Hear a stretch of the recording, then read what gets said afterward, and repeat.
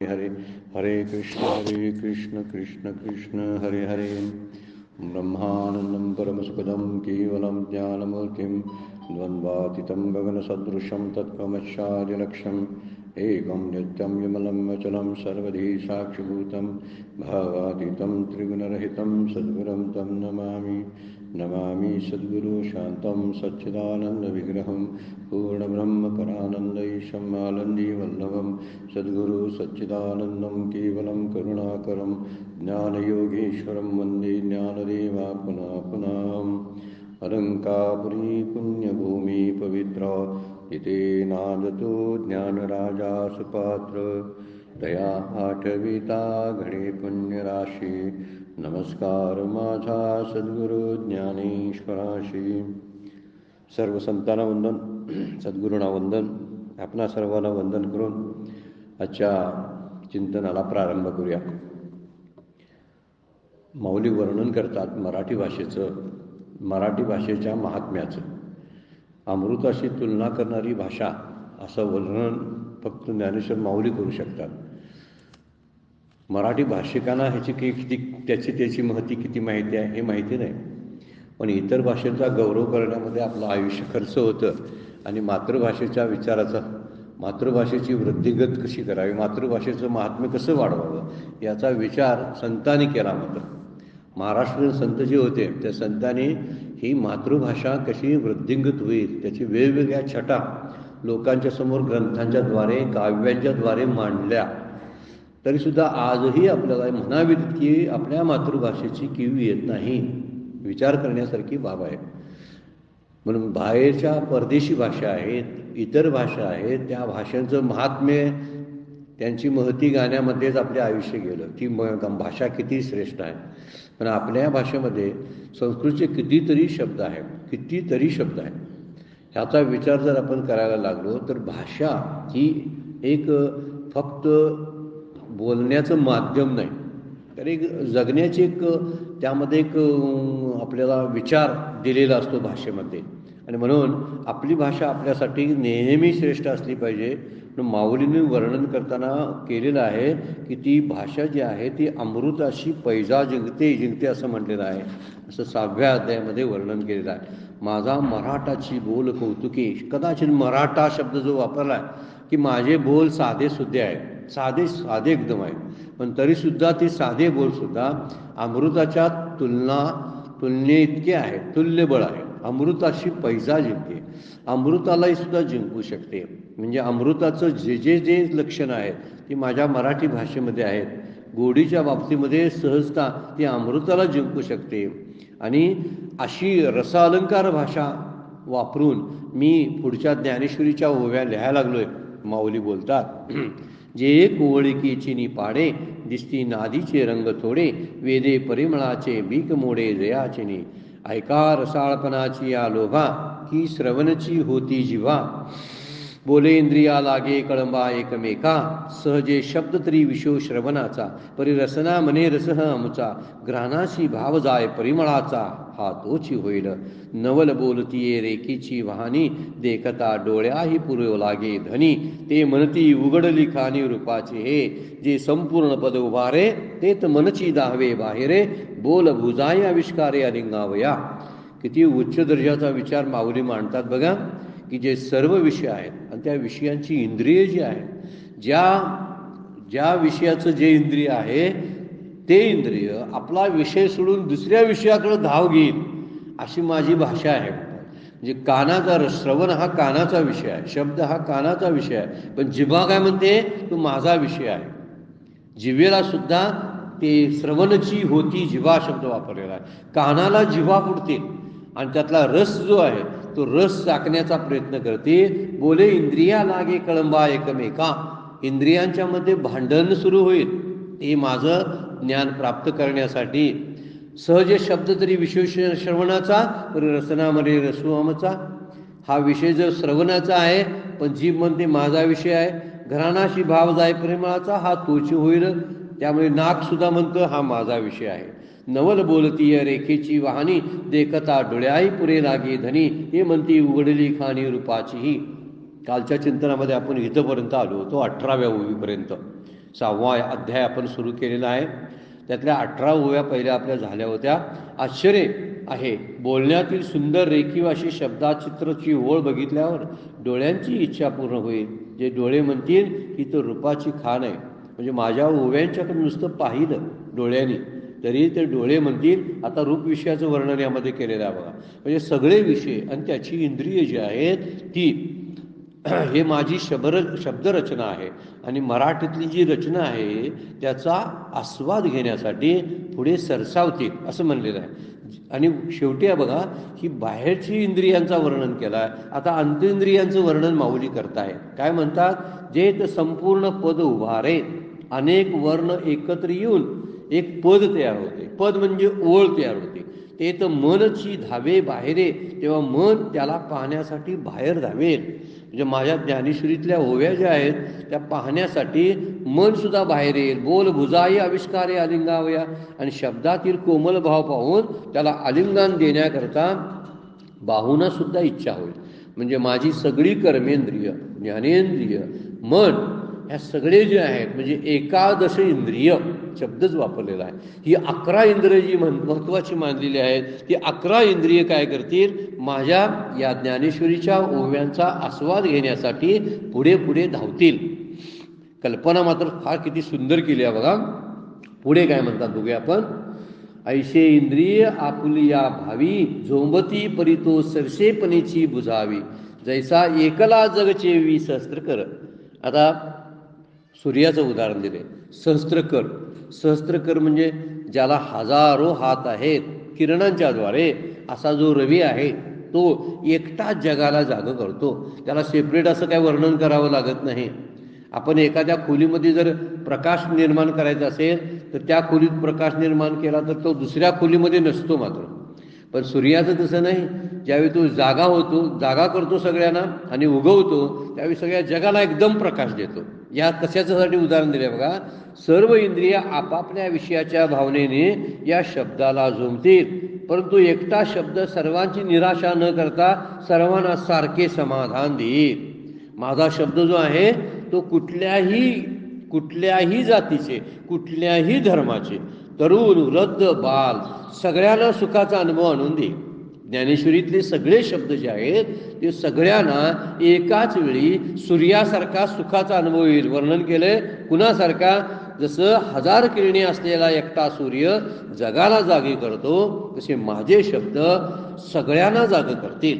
ते वृद्ध असो तरुण असेल त्यांचं लिंग कोणतंही असेल स्त्रीलिंगी पुल्लिंगी कोणीही असो त्यांना जागं करण्याचं काम, त्यांचा वंश जात धर्म कोणताही असू दे पण ज्ञानेश्वरीचे शब्द सूर्यासारखे सगळ्यांना जागृत करतील असे माझे शब्द आहेत. आणि शब्दाचं महात्म्य सांगितलं ना हे संतांनी सांगावं बरं का. शब्दचं आमच्या जीवाचे जीवन शब्द वाटू धन जन लोका. तुकाराम महाराजांचा अभंग शब्दावरती फार सुंदर आहे. शब्द अलंकार आहेत म्हणतात ते खरंच अलंकार आहेत. एखाद्या गोष्टीला एखाद्या बोलण्याला सुशोभित करण्याचं काम शब्द करत असतात. शब्द हे जीवन आहे म्हटलेलं आहे. म्हणजे शब्दाचा जसा वापर होतो ना तशी नाती जोडली जातात तोडली जातात. शब्दामुळं माणसं त्यामध्ये शब्दामध्ये मोहित होतात. इतकं शब्दाचं व्यापकपण आहे. वर्णन कसं केलं 21व्या ओवीमध्ये बघा. तैसे शब्दाचे व्यापकपण देखी जे असाधारण दिसायला कसे आहेत बघायला गेलं असाधारण म्हणजे इतर शब्दात न दिसणारे.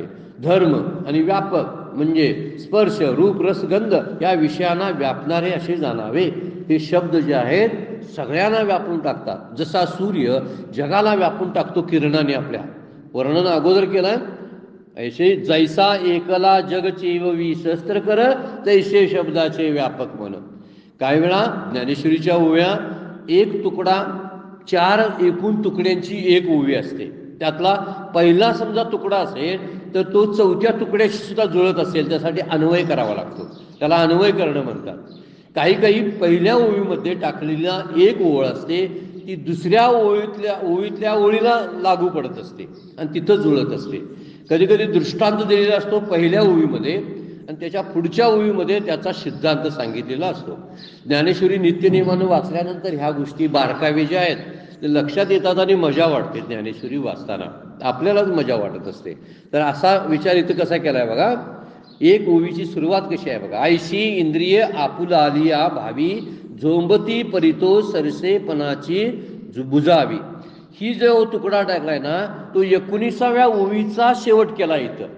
वास्तविक ही ओवी 20वी आहे पण तिचा शेवट केला 19व्या ओवीमध्ये. आता 20व्या ओवीला सुरुवात झाली कुठून? दुसऱ्या तुकड्यापासून. जैसा एकला जग चेवी सहस्त कळ आणि 21व्या त्याचा शेवट केलाय बघा. तैसे शब्दाचे व्यापकपण देखीजे असाधारण.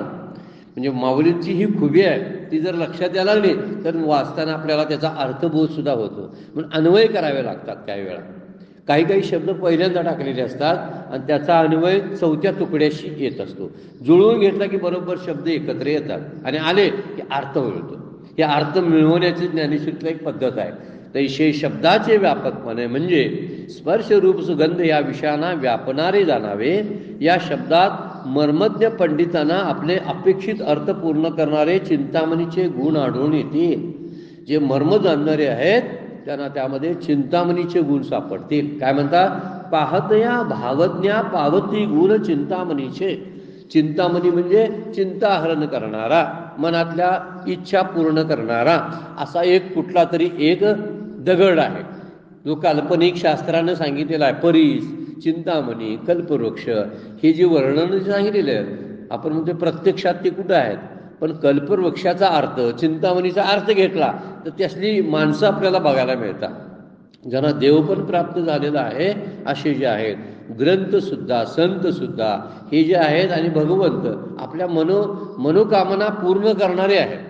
जर सर्व भावानं त्यांच्याशी आपण शरण आलो तर. म्हणून त्या पाहतया भावज्ञा पावती गुण 21 नंबरच्या ओवीमध्ये माऊली बोलतात तृप्ती देतील. हा शब्द जो आहे तो प्रत्येक विषयांच्या इंद्रियांना तृप्त करेल. कसा तृप्त करेल विचार केला तर गेयता ज्यामध्ये ज्ञानेश्वरीची आहे ना ती गेयता आपण जर असं गात म्हणायला लागलो ना ओवी तर त्याबद्दल कान तृप्त होतात. आपल्या शब्दाला एक धारदारपणा येतो त्यामुळे जीभ तृप्त होते, शांत होते. आतलं मन ती वाचून ओवी जी आहे ना त्या मनाला तृप्त करण्याची ताकद त्या ओवीमध्ये असते. म्हणून ज्ञानेश्वर माऊली म्हणतात माझे या सगळे जे शब्दांचे प्रबंध आहेत म्हणजे प्रबंध म्हणजे जोडलेले शब्द एकत्र केलेले जे शब्द आहेत त्या शब्दातून ओवी जी तयार झाली ती ओवी सगळ्यांना भुरळ पाडेल, सगळ्यांच्या इंद्रियांना शांत करेल, तृप्ती देईल. सूर्य जसा एकाच वेळी सर्वांना जाग करतो तसा हा माझा शब्द जागे करेल. खरंच जागे करतो. ज्ञानेश्वरी वाचायला लागलो आपण आणि काही दिवस त्याचं अनुष्ठान जर केलं तर निश्चितपणे जागृती आणण्याचं काम ज्ञानेश्वरी करते. बरेच वेळा हा अनुभव माझा स्वतःचा अनुभव आहे हा सांगायला नको पाहिजे पण थोडीशी ज्ञानेश्वरी वाचण्याची इच्छा इतरांच्यामध्ये निर्माण व्हावी यासाठी थोडीशी प्रेरणा म्हणून मी बोलतो की खरंच इतर ग्रंथांचा अनुभव बघितला आणि ज्ञानेश्वरीचा अनुभव बघितला तर खरंच जाग करण्याचं एक काम ज्ञानेश्वरीतले शब्द करत असतात.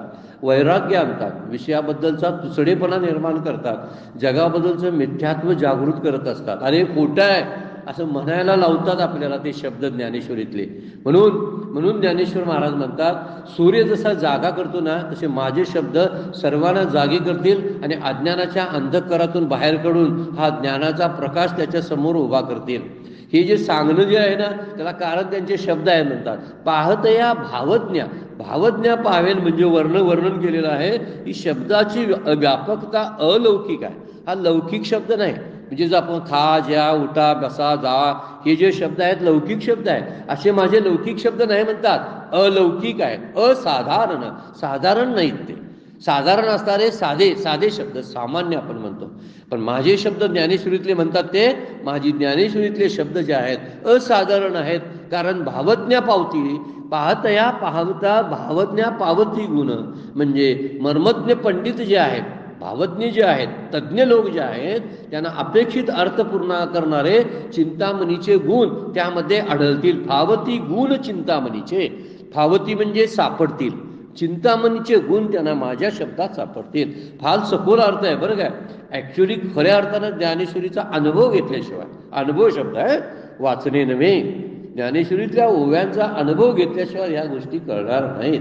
म्हणूनच नामदेव महाराजांचा अभंग आहे ना नामा म्हणे ग्रंथ श्रेष्ठ ज्ञानदेवी एकतरी ओवी अनुभवावी. अनुभवावे म्हणजे त्याचं चिंतन आणि निधिध्यासन करावं, ते चिंतनात घ्यावे, विचार करावा आणि माझ्या आयुष्याशी त्याला जोडून घ्यावं.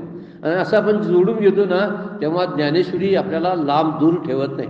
आपली सगळी आशा आकांक्षा ज्या पारमार्थिक आहेत ना त्या पूर्ण करते आणि ह्या प्रपंचाबद्दलची असणारी दगदग आहे ना ती शांत करून जाते. इतके शब्दामध्ये त्या गुण आहेत, म्हणून चिंतामणीचे गुण म्हटलेले आहे. माझ्या चिंता हरवते ते, म्हणून चिंतामणी शब्द म्हटलेला आहे. माझ्या मनातल्या सगळ्या गोष्टी पूर्ण करतं, म्हणून तृप्ती देते. म्हणून शब्दाचं व्यापकपण माझ्याकडे जे आहे तैसे शब्दाचे व्यापकपण देखील असाधारण.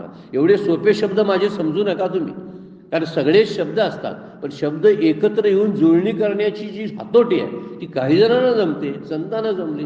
मग आमच्याकडे काही शब्द नाहीत. दिवसभर आपण 52 किती ते वर्ण उच्चार करतोच ना, रोज उच्चार करतोय आपण सगळ्या 52 शब्दाचा. म्हणून का तो मंत्र होतोय काय सांगा बघू? पण मंत्रातले शब्द आपण बोलतोय का नाही रोज? मग त्याचे आपल्याला अनुभव काय येत नाहीत? हा मुद्दा आहे ना. मी जे म्हणतोय राम कृष्ण हरी हा मंत्र आहे, आपण साधा मंत्र आहे समजूया वारकऱ्यांचा, राम कृष्ण हरी. यामध्ये रा म क सगळे शब्द आहेत ना, आहे. मग आपण दिवसभर र म्हणत नाही काय, म म्हणत नाही काय? म्हणतोय की. पण राम कृष्ण हरी ज्यांनी जुळवून आणलं ते मर्मज्ञ आहे. खरा मुद्दा तो आहे. एवढ्या 52 वर्णातला सगळे वर्ण बरोबर अचूक वर्ण काढले आणि ज्यांनी त्याला मंत्राचं रूप दिलं ते मर्मज्ञ आहे. त्यांना कळलं की या असे शब्द एकत्र आले तर त्याचा परिणाम होतो. विठ्ठल शब्दाचा परिणाम किती होतोय आता सगळ्या वैज्ञानिकांनी सिद्ध करून टाकलंय की विठ्ठल विठ्ठल विठ्ठल असे शब्द वापरल्यामुळं आपल्या हृदयावरती असे आघात होतात की हृदयाचं चलनवलन आहे ना अतिशय सुधारतं. याला कारण नसते. राम हा शब्दात त्यातला र आणि म जो आहे हे ओम म्हटल्यासारखाच प्रकार आहे, फक्त आपल्याला लक्षात येत नाही. म्हणून त्यांनी बरोबर शब्दांची योजना केलेली आहे. म्हणून शब्द सोपे नसतात आणि साधे नसतात. कुणाचे? संतांच्या तोंडातून आलेले जे शब्द असतात ते सोपे नसतात. आमच्या तोंडात असलेले शब्द कसले काय असतील ते, त्याला काय अर्थच राहत नाही ना. पण संतांचे शब्द जे असतात ना उपदेशपरच असतात. ते काय बोलतात ना ते बोलतात ते म्हणून जाता वेद. या ते बरळ शब्द वापरलेला आहे. त्यांचं बरळ म्हणजे त्यांच्या तोंडातून येणारी बडबड सुद्धा त्याला वेदाची उपमा दिलेली आहे ज्ञानेश्वर माऊलीने. संतांच्या तोंडातून येणारे सगळे शब्द हे वेद असतात. जरी ते म्हणले खा उठा बसा जा रामकृष्णारी म्हणा असं ज्यावेळी म्हणतात ते सगळे वेदाचे शब्द आहेत असं माऊली म्हणतात. तयाचे बिसाट शब्द सुखे म्हणू जाता वेद, एरवी सच्चिदानंद का न व्हावे माऊलींची उभी आहे. त्यांना का म्हणू नये सच्चिदानंद ब्रह्म संतांना सद्गुरूंना? कारण तयाचे बिसाट शब्द सहज म्हणून आलेले त्यांचे शब्द जे असतात त्या सुखे म्हणू जाता वेद, त्याला खरंच वेद म्हणावं. म्हणून इथं माऊली म्हणतात माझे शब्द जे आहेत हे शब्द नुसते शब्द नाहीत, असाधारण आहेत. चिंतामणीचे गुण धारण करून ते शब्द उतरलेले आहेत. आणि आपल्याही मनामधल्या चिंता आणि आपल्या मनामधल्या मनोकामना ज्या आहेत त्या मनोकामना पूर्ण करण्याचं सामर्थ्य माझ्या ज्ञानेश्वरीमध्ये आहे, हे वर्णन ते करतात. हा विचार इथं बघितला पाहिजे. एकदा आणि परत तो 4थ्या अध्यायामध्ये एक ओवी आपण बघितली होती बघा. जैसे बिंब तरी बचके एवढे परिप्रकाशा त्रैलोक्य तोकडे, शब्दाची व्याप्ती तेने पाडे अनुभवावी. 4थ्या अध्यायामधली ओवी होऊन गेलेली आहे बघा. सूर्याचे उपमाने दिलेले आहे. बिंब तरी बचके एवढे, दिसायला सूर्य एवढा बचका एवढा दिसतो, बघितलं तर आपण म्हणून मुठीत मावतोय काय, परंतु प्रकाशा त्रैलोक्य तोकडे, 3 लोकांना प्रकाश पुरवून सुद्धा त्याचा प्रकाश उरतो इतका मोठा सूर्य आहे. तशी शब्दाची व्याप्ती तेने पाडे अनुभवावी. एकच शब्द काय चमत्कार करून जाईल काय सांगता येत नाही. शब्दाचे जे उच्चार आणि त्याची उच्चार करण्याची पद्धत, शब्दाची ठेवण, शब्दाच्या जागा बदलल्या की अर्थ बदलतात. की ते आपल्यालाही अनुभव आहे. शब्द इकडला आणि तिकडे केला तर त्याचे अर्थ किती बदलतात. म्हणून शब्दाची व्याप्ती साधी नाही. म्हणून शब्द हे ब्रह्म आहे असं संत बोलतात. खरंच ब्रह्म आहे. मला ज्यावेळी साधना दिली जाते ना त्या साधनेमुळे ते ब्रह्म तू आहेस हे शब्द आहे. अहम ब्रह्मास्मी हे शब्द आहे. पण शब्द असून सुद्धा ब्रह्म मी आहे याची जाणीव प्रकट रूपानं करण्याचं सामर्थ्य त्या शब्दामध्ये आहे. म्हणून तो शब्द ब्रह्म आहे. काय गमतशीर आहे बघा. वेदांचं खरं लक्षण आहे शब्दांमुळे वेद असे आहेत. पर्याय असू देत शब्दामध्ये सारखं वावरणं चुकीचं आहे, शब्दाच्या पलीकडे गेलं पाहिजे. पण शब्द काय करतात हे माऊलींनी सांगितलेलं आहे.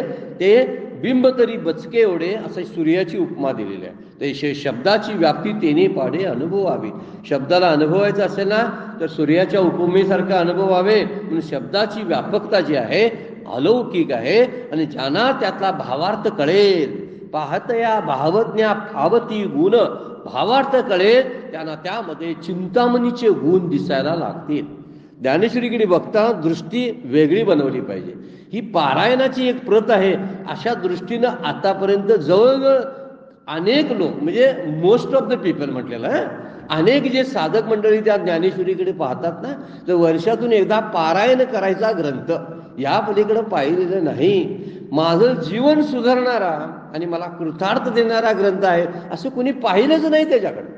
जर पाहू जाल माऊली म्हणतात तर त्यामध्ये चिंतामणीचे गुण तुम्हाला दिसायला लागतील. म्हणून चिंतामणी ते आहे श्रोत्याच्या पारमार्थिक सगळ्या इच्छा पूर्ण करण्याचं सामर्थ्य त्याच्यामध्ये आहे. म्हणलंय की मला पुढे सुद्धा आणि ग्रंथोपजीवी विशेषी लोकीय द्रष्टा अदृष्ट विजय होवावेजी असा जो आशीर्वाद दिलाय पसायदानामध्ये माऊलींनी. आणि ग्रंथोपजीवी ज्या या ग्रंथावरती ज्यांची उपजीविका आहे म्हणजे हा ग्रंथ घेऊन फिरतो आपल्या बॅगेतून गावोगाव फिरतो, त्यानं पोटाची काळजी करायची गरज नाही. आणि ग्रंथोपजीवी विशेषी लोकीय दृष्ट आणि अदृष्टाची प्राप्ती करून देण्याचं सामर्थ्य या ग्रंथामध्ये आहे. पोट भरू शकतो हा ग्रंथ. किती गंमतशीर गोष्ट आहे बघा. आता जर ही माऊली स्वतः सांगत असतील तर स्वतः ज्यांनी त्यांनी अनुभव घ्यावा. खरंच माझं पोट भरते का बघूया. याच्यावर तेवढी श्रद्धा, याच्याबद्दलची तळमळता, ते जाणून घेण्याची जिज्ञासा, इतके सगळे गुण आपण धारण करून ज्ञानेश्वरी वाचायला बसावं. मी आळंदीमध्ये बसलो किंवा मी कुठं बसलो, नेवासा ठिकाणी बसलेला आहे, ज्ञानेश्वर माऊली मला ज्ञानेश्वरी सांगत आहेत. अशा भावानं ज्ञानेश्वरी वाचायला रोज बसावं. त्याला कसंही वापरू नये. बरेचसे लोक त्याला पुस्तक म्हणून वापरतात. परमपूज्य मंदाताईंचं एक वाक्य ऐकले होतं मी एका प्रवचनामध्ये. ते म्हणतात ग्रंथाला पुस्तक कधी म्हणू नये, कधी म्हणू नये, किंवा तुळशीला वनस्पती म्हणू नये म्हणतात. त्याला अर्थ आहे बरं काय. आणि अर्थ आहे म्हणून तीर्थाला पाणी म्हणू नये. तीर्थ वेगळंच आणि पाणी वेगळं. दिसतं पाण्यासारखं पण ते आहे तीर्थ, दिसती वनस्पती पण आहे ती वेगळी तुळस म्हणून म्हटलंय आपण त्याला. तसं दिसतं हे पुस्तक पण हा ग्रंथ आहे, पवित्र ग्रंथ आहे. याला व्यवस्थित गुंडाळून व्यवस्थित ठिकाणी रोज ठेवावा, रोज त्याला नमस्कार करावा आणि वाचायला सुरुवात करावी. आणि बघावं आपल्या आयुष्यामध्ये होणारे परिवर्तनाचे असे वेगवेगळे कंगोरे आपल्याला बघायला मिळतील. वेगवेगळ्या संवेदनाला आपल्याला सामोरे जाता येतील. अनेक ग्रंथ वाचणाऱ्यांनी अभ्यासणाऱ्यांनी त्याचा अनुभव व्यक्त केलेला आहे. म्हणून ही ओळी तशी फार तैसे शब्दाचे व्यापकपणा देखीजे असाधारण, पाहत या भावज्ञा पाहवती गुण चिंतामणीचे, हे असोत या बोलाची ताटे भली. मी माझ्या शब्दांची ताटं भरलेली आहेत. काय म्हणतात ज्ञानेश्वरी, हे ताट भरलेल्या शब्दांचं ताट आहे. मी तुमच्या पुढे वापरलेला आहे. पण ताट कसलं तर त्यामधला रस कसा आहे बघा. वरी कैवल्य रेस उगरली, मी मात्र मोक्षाचे रस त्यामध्ये घातलेले आहे. हे सुचणं हे एका प्रतिभावंत आणि अवतारी पुरुषालाच शक्य आहे बरं का, हे शब्द सुचणं. म्हणून त्याचा विचार ज्ञानेश्वर माऊलींच्याकडे आणि ज्ञानेश्वरीकडे बघताना एका अवतारी पुरुषाने लिहिलेली ही गाथा आहे. आणि त्यामुळे उगीच काहीतरी तिकडे शब्दांच्याकडे बघून चालणार नाही. सहज शब्द आहेत, असतील तसे शब्द. PhD साठी काहींनी PhD ला प्रबंध म्हणून त्याच्यावर लिहिले, पण वाचण्यासारखे नसतात बरेच वेळा, कारण भाव नसतो ना त्यामध्ये. त्यांना मार्क मिळवायचे असतात. 6वा अध्याय 2 मार्क, 9वा अध्याय 15 मार्क असं असतंय त्यांचं. आणि ते लिहिलं आणि त्याच्यावरल्या ओव्या प्रकट करून सांगितल्या की मार्क पडतात. त्याच्याशी नंतर त्यांचं देणं घेणं सुद्धा नसतं ज्ञानेश्वरीशी. त्यांना विचारलं ना तुम्ही ज्ञानेश्वरीवरती PhD मिळवली, काही जणांच्या बद्दल बोलते मी बरं का, काही एक्सेप्शन असू शकतात त्याबद्दलचे, त्याला बद्दल काय मला म्हणायचं नाही. पण काही जण असे आहेत की तिकडे परत त्या PhD नंतर ज्ञानेश्वरीचा यांचा संबंधच नाही. म्हणजे त्यांना फक्त ते झाले, मार्क मिळाले, मी पास झालो, डिग्री प्राप्त झाली, मला नोकरी मिळाली, ज्ञानेश्वरीचं काम संपलं.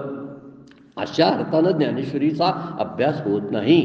म्हणून इथं वर्णन केलंय, कैवल्य रसाची ताटं भरलेली. मी बोलाची तर या बोलाची ताटे भरली. बोलाची म्हणजे शब्दांची स्वच्छ अशी पवित्र ताटं असून जी मोक्षरूपी मिष्टान्य वाढून ठेवलेली आहे. कैवल्य रसे ओगरली. ओगरली म्हणजे वाढलेली आहेत. ही प्रतिपत्ती म्हणजे हे शास्त्र मी लिहून जे ठेवलेलं आहे, ही प्रतिपत्ती मिया केली निष्कामाशी. पण मी हे ताट कुणाला वाढून ठेवलंय? सगळ्यांना नाही म्हणतात. ते जे निष्काम आहेत, निरीच्छ आहेत, ज्यांच्या कामना संपत आलेल्या आहेत, इच्छा काही शिल्लकच राहिलेल्या नाहीत, त्यांच्यासाठी हे मी ताट जरूर खावं. त्याने काय विशेष गोष्ट आहे, एक शब्द वापरला आणि त्या ओवीचा अँगलच बदलून टाकला. निष्कामाशी खोच मारली, अट्ट घातली. बरं काय नंतर परत अट्ट घातलेली आहे. मी कुणाला पण देणार नाही म्हणतात ते. ज्ञानेश्वरी कुणाला पण समजत नाही. हा मुख्य मुद्दा त्यातला आहे. ज्ञानेश्वरी अवघड वाटते, त्याचं कारण त्या माझं प्रेम नाही ज्ञानेश्वरीवरती. माझी बुद्धी कमी आहे म्हणून नव्हे, बरं काय, माझा भाव नाही ज्ञानेश्वरी जाणून घेण्याचा, मला जाणून घेण्याची तळमळ नाही, म्हणून मला ज्ञानेश्वरी समजत नाही. हा मुद्दा आहे. पण ज्ञानेश्वरांनी सुद्धा खोच मारून ठेवलेला आहे. अशा उताळ वेळ असणाऱ्या, उथळ असलेल्या अंतकरणाला ही ज्ञानेश्वरी ऐशे गभीरपणे स्थिरावलेनी अंतकरणे. तो काय माऊलींनी पहिल्याच अध्यायामध्ये अट्ट घालून ठेवलेले आहे की असाच मनुष्य पाहिजे. तो अधिकारी कोण? ज्ञानेश्वरी जाण्याचा जो गंभीर आहे. गंभीरपणाने, गंभीर म्हणजे प्रपंचात गंभीर खूप असतात, बोलत नाहीत, तोंडावरी माशी सुद्धा उठत नाही, त्यांच्या चेहरा गंभीर करून बसलेले असतात, कधीच हसू नये, काय नाही, हे यायला गंभीरपणा म्हणायचं नाही. गंभीरपण शब्दाचा अर्थ तो सिरियसनेस जो आहे जाणून घेण्याचा, तो असला पाहिजे आपल्याकडे. तिथं आपण स्थिर व्हायला पाहिजे. आणि स्थिर झाल्याशिवाय ओळी समजत नाही, अर्थ समजत नाही. ज्ञानेश्वर माऊलींची मनोगत समजायसाठी तेवढं स्थैर्य आपल्या बुद्धीचं असायलाच पाहिजे. म्हणजे इथं वर्णन करताना म्हणतात की 22 नंबरची आणि 23 नंबरच्या ओवी जवळजवळ दोन्ही एकत्र घेऊन त्याचा ग्रुप वाचायला लागतो, म्हणजे त्याचा अर्थ समजायला लागतो. बघा, ही असो तया बोलाची ताटे भली, वरी कैवल्य रस ओगरली, ही प्रतिपत्ती मिया केली. ही सगळी शब्दाची योजना आणि शास्त्र मी मांडून ठेवलं निष्कामाशी. मी माझी ज्ञानेश्वरी खास करून लिहिली ते निष्काम आणि निरीच्छ झालेल्या पुरुषांसाठी, निरीच्छ झालेल्या व्यक्तीसाठी, ज्यांना प्रपंचाबद्दलचा इंटरेस्टच उरला नाही, प्रपंचाबद्दलची उदासीनता निर्माण झालेली आहे, प्रपंच माझं जगण्याचं साधन आहे या एका भ्रमातून ते बाहेर पडलेले आहेत. प्रपंच मला आधार वाटतो, नाती गोती मला सांभाळतील, या भ्रमातून जे बाहेर पडलेत ते निष्काम आहे. मुद्दा हा आहे, त्यांनाच ज्ञानेश्वरी पचेल, ज्यांनी नाती मनातून बाहेर काढलेले आहेत. मनातून बरं काय आहे तो व्यवहार म्हणून सांभाळावी लागतात, पण ज्यांनी नाती मनातून बाहेर काढलेले आहेत आणि प्रपंचाला मिथ्यात्व दिलेलं आहे, कारण हा प्रपंच माझा आधार होऊ शकत नाही, माझा देव आधार आहे, भगवंत माझा जर आधार असेल तर ह्यांना आधार म्हणणं, दोन आधार होत नाहीत, एकच कुठला तरी आधार असू शकतो, दोन आधार नाही तर हाच आधार आहे माझा खरा. मग असा आधार जर मी समजून घेतला तर निश्चितपणे लक्षात यायला लागेल की ह्या तो निष्काम म्हणायचा. हे म्हणायचं काय, निरीच्छ झाला. निरीच्छ म्हणजे व्यापार, मागच्या 3 अध्यायामध्ये उभी वापरलेले आहे की व्यापार सुद्धा आहे ना सगळा उचापती ज्या प्रपंचाच्या आहेत, ही निरीच्छ आपण व्हायला लागलो की आपल्या उचापती कमी व्हायला लागतात, हालचाली पूर्ण कमी होतात. हे कशासाठी करू, नको करू, मग बंद करतो. हे कशासाठी बोलू, नको, मला बोलायची काही गरज नाही, नको बोललो. कशा क्रिया कशा कमी केल्या बघा. हे खाऊ का, नको, मला पाहिजे आहे, नाही, माझ्यासाठी ते उपयोगाचं पण नाही, आत्ता गरजेचं नाही, किंवा हे माझ्यासाठी घातक आहे म्हणून मी खाणार नाही. हे ऐकू काय मी, नको. किती क्रिया कमी झाल्या बघा. ऐकू नये ते न ऐकणे, पाहू नये ते पाहणं आणि करू नये ते करणं, ह्या उचापती कमी करण्याचा मुख्य उद्देश संतांचा. अशा जेव्हा हालचाली कमी होतील, जयाची या क्रिया ढाळे ढाळे गळती आहे माऊली म्हणतात. हे कधी कळतं, फळली केळी उन्मळे आत्मज्ञाने प्रबळे, जयाची क्रिया ढाळे ढाळे गळती आहे. आत्मज्ञानाची प्रबळता निर्माण झाली की सगळ्या क्रिया अशा अकसायला चालू होतात, आकुंचन पावतात. आणि आकुंचन संसार सुद्धा आकुंचन पावला पाहिजे आपल्या दृष्टीनं बरं का.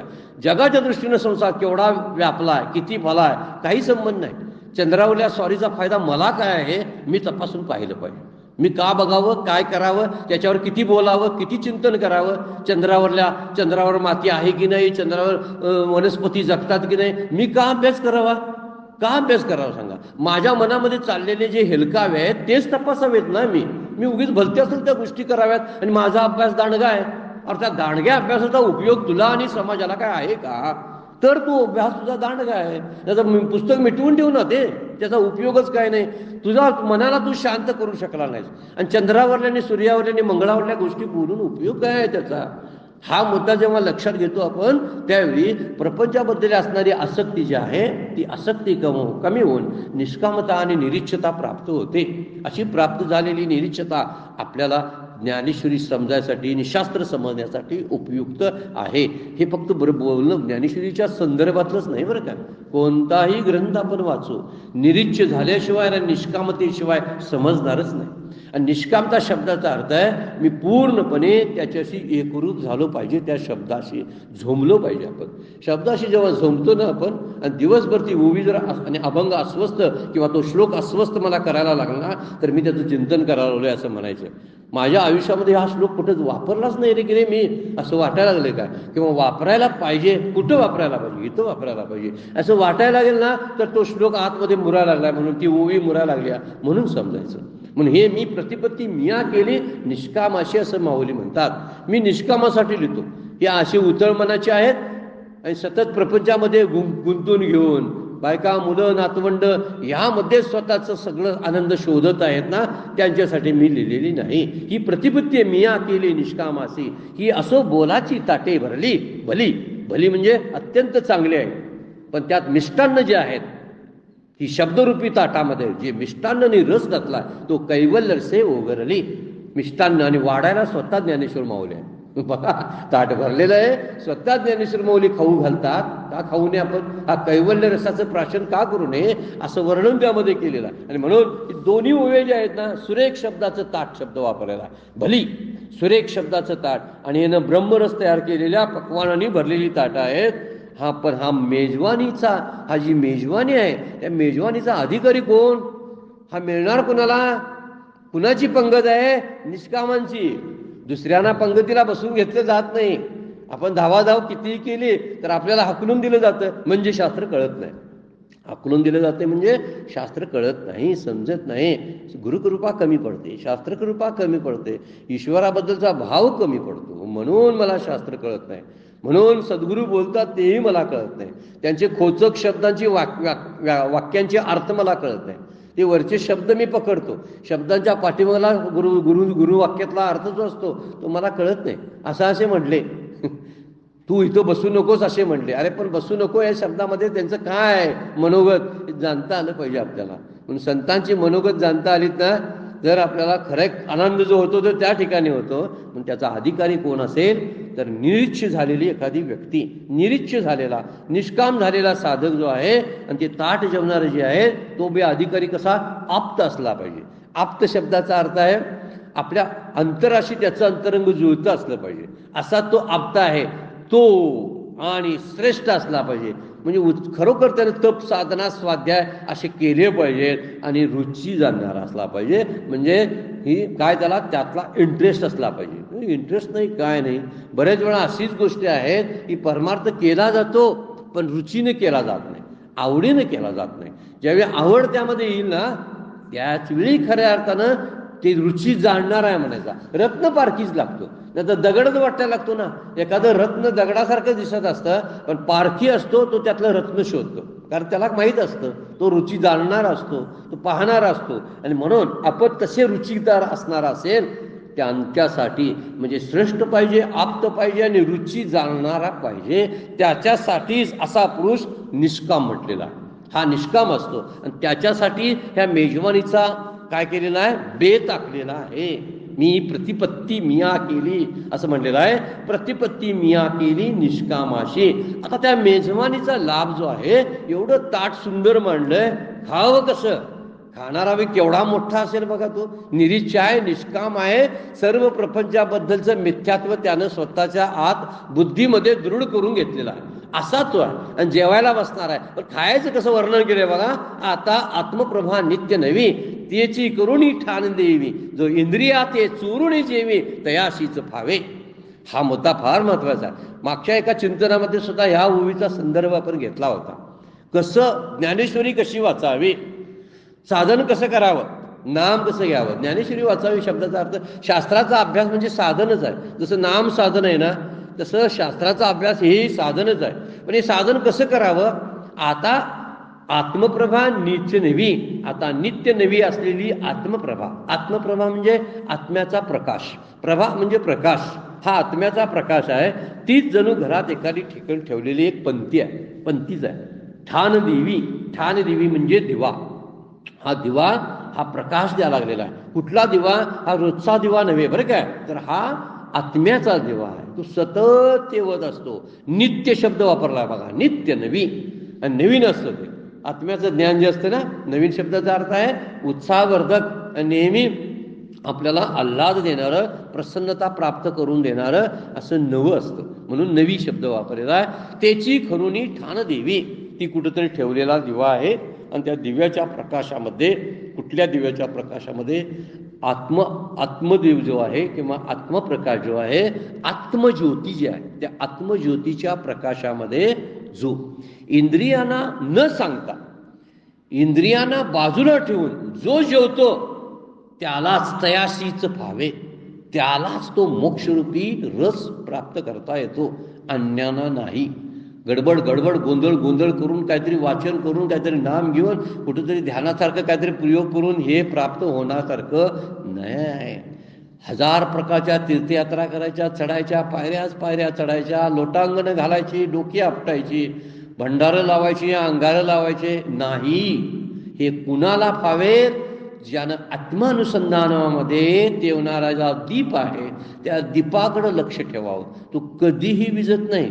इतर साधारण दीप असतात ना, त्यांना तेल घालावं लागतं. तेल घातल्यामुळे त्यांना काजळी पण येते. काजळी म्हणजे हा जो असणारे जे विकार आहेत, ते विकार त्या दिव्याला आहेत, या दिव्याला नाहीत. त्याला काजळी येत नाही. हा नित्य नवा आहे दीप. आणि या नित्य दिव्याच्या प्रकाशामध्ये हा जेवणारा जो निष्काम आहे ना, जो अगोदर सांगितला, तो कसा जेवतो. इंद्रियाते चोरूनी जेवी. काही गोष्टी आपण असतात बघा, ही मुलं, काही मुलांना काहीतरी एखादे आजार असतो, रोग, काहीतरी आजारी पडलेले असतात, आणि त्यांना ते डॉक्टरनी खाऊ नका म्हणून सांगितलेलं असतं. आणि ते घरामध्ये आपण तर खायचे पदार्थ आणलेले असतात. मग आपण म्हणतो खाऊन टाका, ते बघायच्या अगोदर लवकर खाऊन टाका, म्हणजे खायचं तरी आहे पण त्याला चुकवून. तसं इंद्रियांना चुकवून जे सेवन करतात ना, त्यांना कळेल किती अवघड गोष्ट आहे सांगा.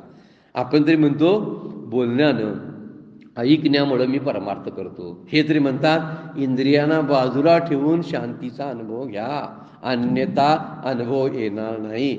मी आता इंद्रिय टवटवीत आणि क्रियाशील असताना नामाला बसतो, म्हणून माझं नाम व्यवस्थित होत नाही. इंद्रियांना शांत करता आलं पाहिजे. थोडासा प्राणायाम, थोडासा ओमचा उच्चार, व्यवस्थित मांडी ताट घालून बसणं किंवा खुर्चीत व्यवस्थित ताट बसणं, सगळे विचार आणि विकार हळूहळू घालवत राहणं, बोलणं बंद करणं, अशा एक 15-20 मिनिटाच्या क्रिया हळूहळू अगोदर कराव्या. आणि मग शांत झालं की त्या शांतीमध्ये सगळी इंद्रिय झोपलेली असतात. असे झोपलेले आहेत की त्यावेळी उठायचं आणि त्यावेळी हे कैवल्याचं ताट जीवन टाकायचं, असा वर्णन माऊली करतात. किती अगदी संवेदनाशील माऊलींच्या ओव्या आहेत बघा. बघायला गेलं तर अगदी वरवर ते शब्द वाटतात. आता आत्मप्रभा नीच नवी, तेची करुणी ठाण देवी, जो इंद्रिया ते चोरुनी जेवी, तयाशीच पावे. म्हणजे इंद्रिय, अंतःकरण यांना बाजूला ठेवून त्याचा लाभ घ्यावा, म्हणजे सतत आत्मानुसंधानामध्ये राहावं. ते ब्रह्म मी आहे, या प्रपंचाचा आणि माझा संबंध नाही. संबंध जुळत पण नाही. जुळत नाही म्हणजे त्याची माझी कुंडलीच जुळत नाही, पत्रिका जुळत नाही. माझी पत्रिका जुळते आणि 36 गुण जुळतात, ते ब्रह्माचे. माझं जीवाचे गुण जे आहेत ते आणि ब्रह्माचे जे गुण आहेत ते 36 गुणाची पत्रिका फक्त ह्यांचीच जुळते. मी जुळवायला लागलोय नको त्यांच्या, आणि नको त्यांच्याशी जुळवायला गेलं तर प्रपंच सुखाचा कसा होईल सांगा बघू. पत्रिका जुळत नाही आणि नवरा बायको शांत राहतील काय? नाही. मग घटस्फोटापर्यंत येतं. उदाहरण आहे बरं, काय उदाहरण म्हणून सोडून द्यायचं, दृष्टांत म्हणून सोडून द्यायचा. माझाही तसाच घटस्फोट, माझा आणि सुखाचा, माझा आणि आनंदाचा घटस्फोट झाला. का? ते मला लाभूच देत नाही, माझी त्याची पत्रिकाच जुळली नाही. मी विषयापासून मिळणाऱ्या सुखाची मी माझं लग्न करायला गेलो, मी जीव रूपानं कुणाशी लग्न करायला जुळवायला गेलो? ह्या संसाराशी, जो विषयातलं सुख देणारा संसार आहे. पण माझं सुख स्वतंत्र आहे, त्या सुखाचा विचार मी केलाच नाही. ते कुठं आहे? जीव जो बाहेर फिरत असतो, भटकत असतो, तो सुखासाठी, आणि त्याच्या जवळच ते सुख जवळ असतं हे त्याला ठाऊक नसतं. हृदयामध्ये राम असता सर्व सुखाचा आराम, भ्रांताशी काम विषयावरी. भ्रांतीमुळं विषयाकडे लक्ष जायला लागलेलं आहे. का कमलकंदा आणि दरदरी नांदणूक एकची घरी, परी पराग सेवजी भ्रमरी येरला चिकल चिवरे. माऊली कसं बोलतात बघा. हे कमळाजवळ असणारा बेडूक वर्षानुवर्ष तिथंच असतो, पण चिखल खाऊन आयुष्य काढतो.